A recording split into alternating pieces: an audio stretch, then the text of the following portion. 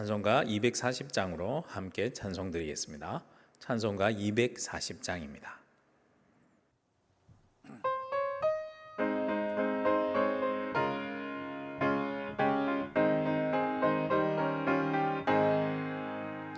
주가 맡긴 모든 역사 힘을 다해 마치고 밝고 밝은 그 아침을 맞을 때 요단강을 건너가서 주의 손을 붙잡고 기쁨으로 주의 얼굴 배우리. 나의 주를 내가 그의 곁에 서서 배우며 나의 주를 손에 못자국을 보아 알겠네.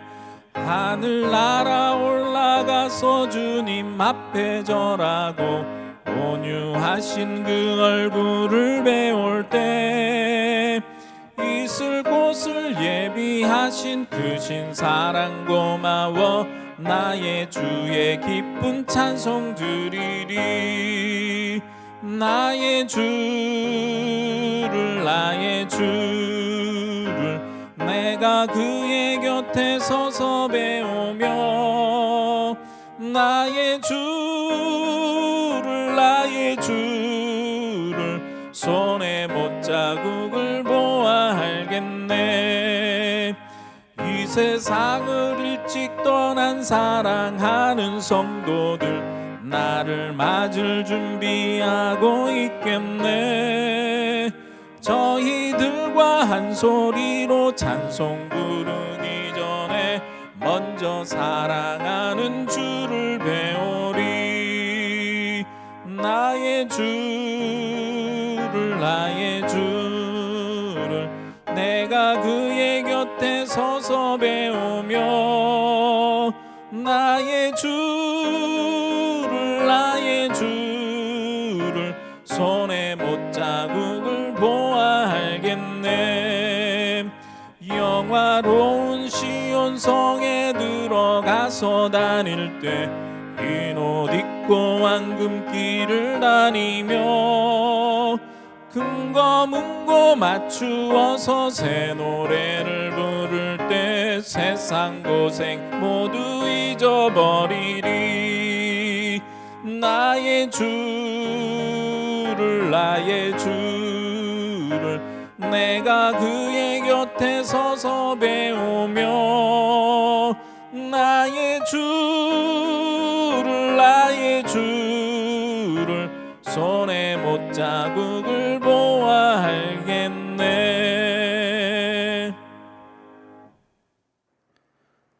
오늘 우리에게 주시는 하나님의 말씀은 요한계시록 7장 1절에서 17절 말씀입니다.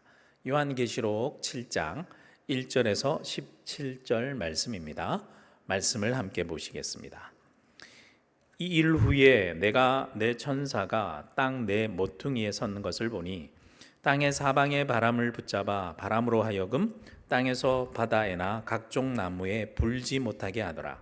또 봄에 다른 천사가 살아계신 하나님의 인을 가지고 해 돋는 데로부터 올라와서 땅과 바다를 해롭게 할 권세를 받은 내 천사를 향하여 큰 소리로 외쳐 이르되 우리가 우리 하나님의 종들의 이마에 인치기까지 땅이나 바다나 나무들을 해하지 말라 하더라.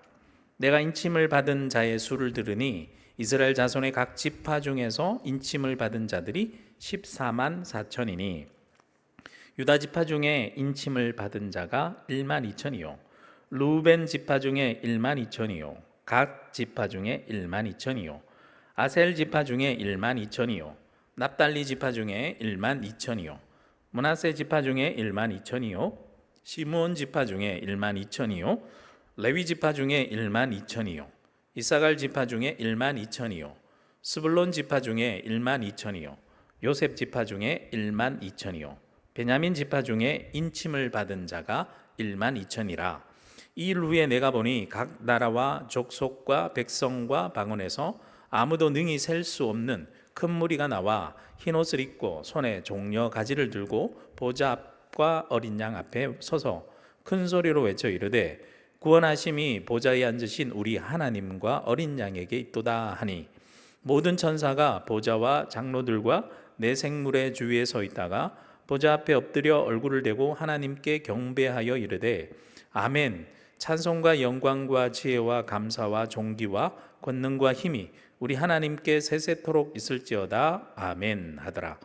장로 중 하나가 응답하여 나에게 이르되 이 흰옷 입은 자들이 누구이며 또 어디서 왔느냐? 내가 말하기를 내 주여 당신이 아시나이다 하니 그가 나에게 이르되 이는 큰 환난에서 나오는 자들인데 어린 양의 피에 그 옷을 씻어 희게 하였느니라.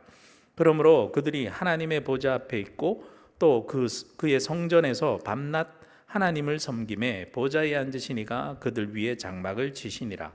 그들이 다시는 줄이지도 아니하며 목마르지도 아니하고 해나 아무 뜨거운 기운에 상하지도 아니하리니 이는 보좌 가운데에서 계신 어린 양이 그들의 목자가 되사 생명수 샘으로 인도하시고 하나님께서 그들의 눈에서 모든 눈물을 씻어 주실 것임이라. 아멘. 앞선 6장에서 6개의 봉인이 떼어지고 7째 인이 떼어질 때 떼어질 차례가 되었는데 요한은 다른 환상, 거기서 다른 환상을 보게 됩니다. 6장 17절 말씀에 보면 진노의 큰 날에 내가 누가 능히 서리요? 라는 질문으로 끝이 났습니다. 7째 봉인이 떼어지기 전에 그 질문에 대한 답이 오늘 주어집니다. 7장은 6개의 봉인이 하나하나 떼어질 때마다 일어났던 그 환상 중에 어린 양이 따르는 사람들에게 일어나는 일들, 그들 환상을 통해 어떠한 일이 일어나는지 보여줍니다. 어떠한 환상이 일어나는지 살펴보겠습니다. 그래서 오늘 본문 말씀을 세 단락으로 나누어 보면 1절에서 8절까지는 인침을 받은 14만 4천 명에 대해서 나옵니다. 두 번째 9절에서 14절 말씀은 아무도 셀 수 없는 큰 무리에 찬양하는 소리가 나옵니다. 그리고 15절에서 17절까지는 큰 무리의 섬김과 그들을 향한 축복의 말씀이 나옵니다. 먼저 첫 번째로 인침을 받은 14만 4천 명에 대한 내용이 나옵니다. 1절 말씀에 보시면 네 천사가 땅 네 모퉁이에 선 것을 요한이 봅니다. 고대 사람들은 땅이 평평하다라고 보았기 때문에 땅 네 끝 모서리에 섰다라는 것은 땅 전체에 서 있다라는 거죠. 땅 전체를 관할하고 그러한 모서리마다 네 천사가 서 있다라고 한 것입니다. 그들이 땅의 사방에 바람을 탁 붙잡아서 바람이 불지 못하게 합니다. 여기서 바람이란 것은 하나님의 심판을 상징하는데 하나님의 심판이 불어닥치는 것을 잠시 붙잡아 두는 것입니다. 그러자 2절 말씀에 보면 다른 천사가 살아계신 하나님의 인을 가지고 해 돋는 데로부터 올라와서 땅과 바다를 해롭게 할 권세를 받은 이 네 천사를 향해서 이렇게 큰 소리로 외칩니다. 3절 말씀에 보니까 우리가 우리 하나님의 종들의 이마에 인치기까지 땅이나 바다나 나무들을 해하지 말아라 라고 외칩니다. 인을 친다라는 것은 어떤 뜻입니까? 그 사람의 소유다라는 것을 증명하는 것이죠. 그래서 2절에 보면 그 인이 누구 것인지 보니까 살아계신 하나님의 인이라고 나와 있습니다. 그리고 그 인을 하나님의 종들의 이마에 칩니다. 에스겔 9장 4절 말씀에 보면 예루살렘이 바벨론 제국의 침략으로 완전히 파괴되어지기 직전에 이스라엘 백성들의 우상 숭배로 애통하며 슬퍼하며 우는 사람들의 이마에 표를 그려놓아서 그들을 구하는 이야기가 나옵니다. 그것과 똑같습니다. 또 출애굽기에서 보면 마지막 재앙이 장자의 죽음의 재앙이 밀어닥칠 때 하나님의 백성들은 어린 양을 잡아서 그 피를 문설주에 발랐죠. 그 문설주에 발랐을 때 재앙이 그 피를 보고 패스오버, 그래서 6월절이라고 합니다. 넘어간 것을 우리는 기억하고 있습니다. 하나님의 무서운 심판과 환난 가운데서도 보호하심의 손길을 받는 사람들, 그런 사람들이 분명히 있다라는 것이죠.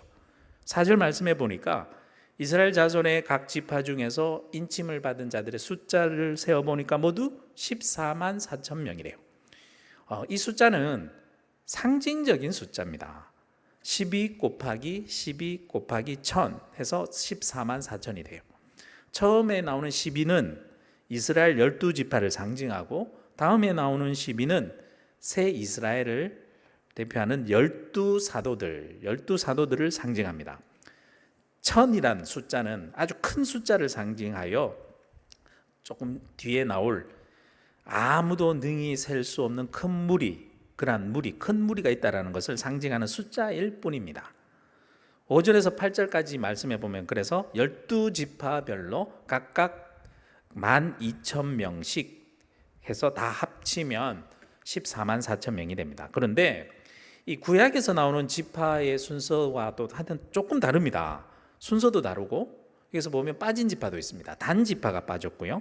레위 지파는 구약에서는 안 들어가 있는데 여기는 레위 지파가 들어가 있고, 요셉 지파가 나오는데 요셉의 자손 중 문하세 지파는 나오지만 에브라임 지파는 나오지 않습니다.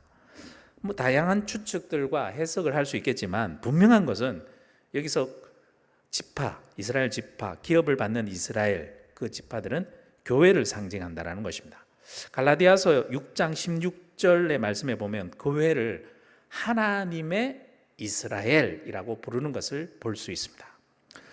9절에서 14절 말씀에 보면 이제 아무도 셀 수 없는 큰 무리가 찬양하는 모습이 나오는데, 9절 말씀에 봅시다. 9절 말씀에 보면 요한은 또 새로운 환상을 봅니다. 아무도 능히 셀 수 없는 큰 무리를 보았는데, 그들이 각 누구냐? 각 나라와 족속과 백성과 방언에서 나온 사람들, 전 세계에서 모여든 사람들이라는 거죠.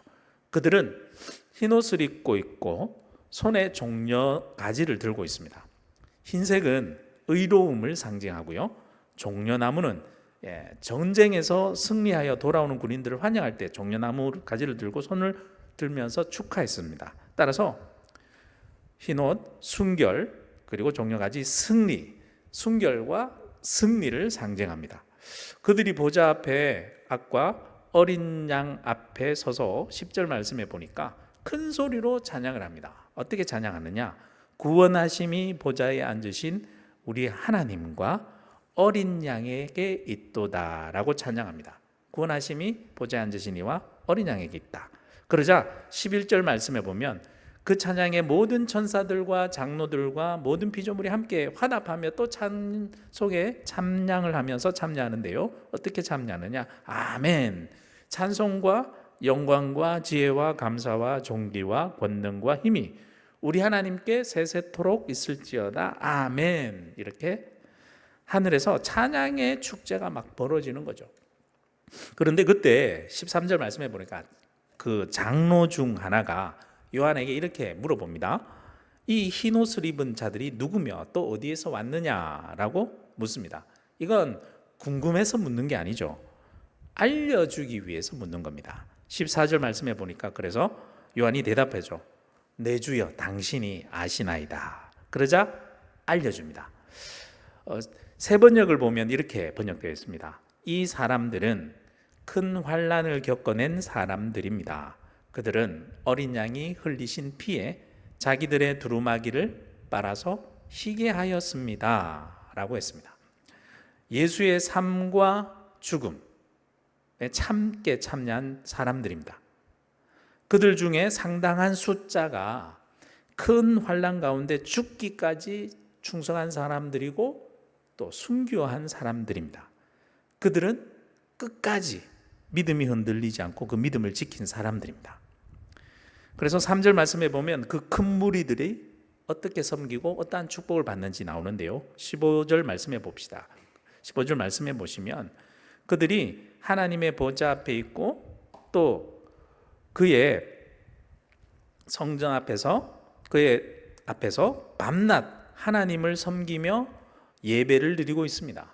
여기서 섬기다라는 헬라어 라트리오라는 동사는 제사장이 예배를 드릴 때 섬기는 것을 묘사하는 단어입니다. 그렇게 섬기는 큰 무리를 보좌에 앉으시니 하나님이 그들 위에 장막을 치신다고 말씀하고 있죠. 장막을 쳤다라는 것은 하나님의 임재를 의미하는 것입니다. 하나님의 보좌 앞에서 하나님의 임재를 그들이 가장 가까이서 체험하며 하나님과 늘 함께하며 하나님을 찬양하고 있습니다. 또한 그들은 그곳에서 17절 앞부분의 말씀에 보듯이 마치 시편 23편에 나오는 말씀처럼 보좌 가운데 계신 어린 양, 예수님이죠. 예수님 어린 양이 그들의 목자가 되어서 그들을 생명수샘으로 인도해 줍니다. 그래서 그들은 그곳에서 16절 말씀에 나오듯이 다시는 줄이지도 아니하고 목마르지도 아니하고 어떤 해나 아무 뜨거운 기운이 상하지도 아니합니다. 어떤 외부적으로 오는 위험과 고통에서 보호된다라는 것을 말하죠. 그리고 또한 17절 뒷부분의 말씀, 마지막 말씀처럼 하나님께서 그들의 눈에 나오는 모든 눈물을 씻어주시면서 그들의 내부에 상처받은 모든 마음들을 치유해 주신다라는 말씀이 나옵니다. 오늘 말씀을 통해서 또한 세 가지 정도 깊이 묵상하면 좋을 것 같습니다. 첫 번째는 환난 속에서 인도하시고 보호하시고 지켜주시는 하나님의 손길이 있다라는 거죠. 인침을 받은 14만 4천 명은요, 문자적인 이스라엘 12지파를 의미하는 것이 아니에요. 새 이스라엘 곧 교회를 상징하고 있습니다. 유대인들뿐만 아니라 이방인들을 포함한 하나님의 백성 전체, 예수 그리스도를 고백하는 성도들, 하나님의 백성 전체를 가리킵니다. 인침을 받았다라는 것은 하나님의 소유가 되었음을 말합니다. 하나님의 소유된 백성들은 모든 환난 가운데서도 하나님께서 친히 보호하시고 지켜주신다라는 거죠. 어떠한 고난과 우리가 환난에 처한다 하더라도 하나님이 보호하시고 인도하시는 그 손길이 있음을 우리가 굳게 믿고 어떠한 환난 가운데서도 믿음이 흔들리지 않기를 소망합니다. 두 번째 묵상할 것은요, 정결한 삶으로 승리하는 삶을 살아가야 된다라는 겁니다. 어린 양의 피로 옷을 씻은 성도들은 단순한 고난을 당해서 피해를 입은 피해자가 아닙니다. 그들은 영원한 생명에 참여한 자들이 됩니다. 그리스도인들은 예수 그리스도의 피로 내가 죄 씻음을 받았고 이미 흰옷을 입고 정결한 사람들입니다. 어떠한 상황 속에서도 내가 세상에 물들지 않고 끝까지 그래서 승리하는 사람들이 되어야 합니다. 어떻게 승리할 수 있을까요? 큰 무리가 찬양했잖아요. 큰 무리가 찬양할 때 그 찬양의 가사가 무엇입니까? 구원하심은 우리 하나님과 어린 양, 바로 예수 그리스도에게 있다라고 찬양한 것처럼 내 힘과 능력으로 이기는 것이 아니라 오직 예수 그리스도를 끝까지 믿고 내가 의지함으로 우리는 순결할 수 있고 또한 승리할 수 있는 것입니다. 마지막 세 번째, 모든 눈물을 하나님께서 친히 씻겨주신다는 겁니다. 끝까지 믿음을 지키고 순결한 삶을 살아가는, 그래서 승리한 사람들을 위해 하나님께서는 장막을 쳐주시고 그들과 친히 함께 하시면서 보호해 주십니다. 다시는 굶주리거나 목마르지 않는 영원한 생명수 샘물로 우리를 먹이시고 또한 어떠한 위험에서도 상하지 않도록 친히 보호해 주십니다. 그뿐만 아니라 하나님께서 친히 품에 안아 주시면서 우리들이 흘렸던 모든 눈물들 다 씻어 주실 것입니다. 상상만 해도 위로가 되고 힘이 되지 않습니까? 그렇게 주님의 품에 안길 때까지 우리는 어떠한 환난과 고통을 이 세상에서 당한다 하더라도 우리는 끝까지 믿음을 지키고 참고 견디며 인내할 수 있는, 그래서 주님 앞에 눈물을 닦을 수 있는 저와 여러분들이 되시길 주님의 이름으로 축복합니다. 기도드리겠습니다. 사랑과 자비의 하나님 아버지, 세상의 어떤 어려움 속에서도 저희를 안전하게 지켜주시고 재앙으로부터 붙들어 주시는 하나님의 그 크신 사랑에 감사를 드립니다. 또한 어린 양 예수 그리스도의 피로 구원받아 흰옷을 입고 주님을 찬양하는 셀 수 없는 큰 무리를 보게 하시니 감사드립니다. 저희의 구원이 오직 예수 그리스도의 희생과 하나님의 은혜로 말미암았음을 고백하며 저희의 모든 찬양과 영광을 주님께 올려드립니다. 비록 이 땅의 삶 속에서는 때로는 고난과 눈물이 있겠지만 장차 저희 눈에서 모든 눈물을 닦아주시고 영원한 안식으로 인도하실 주님을 우리가 끝까지 소망하며 믿음을 지키고 인내하면서 승리할 수 있는 저희들이 되게 하여 주시옵소서. 그날을 바라보며 오늘도 믿음으로 승리하게 하시고 주님의 증인으로 살아갈 수 있는 귀한 하루가 되게 하여 주시옵소서. 예수 그리스도 이름으로 기도드립니다. 아멘.